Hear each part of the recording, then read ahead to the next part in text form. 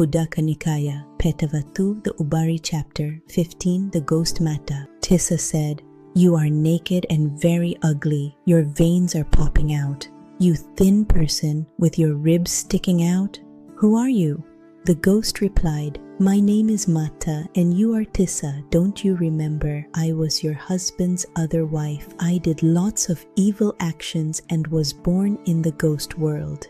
Tissa asked, "Now what evil deed have you done by body, speech, or mind for you to have been born in the world of ghosts?" Mattā said, "I got angry easily and spoke harshly. I was very jealous, greedy, and cunning. Having used harsh words, I have been reborn in the world of ghosts." Tissa asked, "Here's another question. Why are you naked?" Mattā replied, "One day, you and our husband were invited to a party while I was not. I was jealous and stole your clothes. This is why I am naked."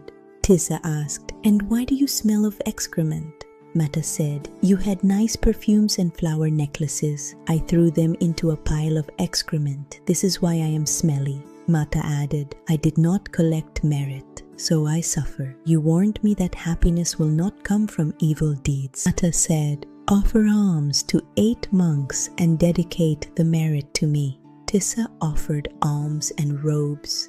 Immediately, Mattā became pure and beautiful, shining like a star. Mattā said, "I am happy now, rejoicing in your gift." Tissa replied, "One should practice the Dhamma and be generous. This leads to heaven where there is no sorrow." What did you learn from the video? Let us know in the comments. We hope you enjoyed watching. Please like and subscribe to stay updated. Thank you for your support. This video is brought to you by Patisota's Dhamma Lab.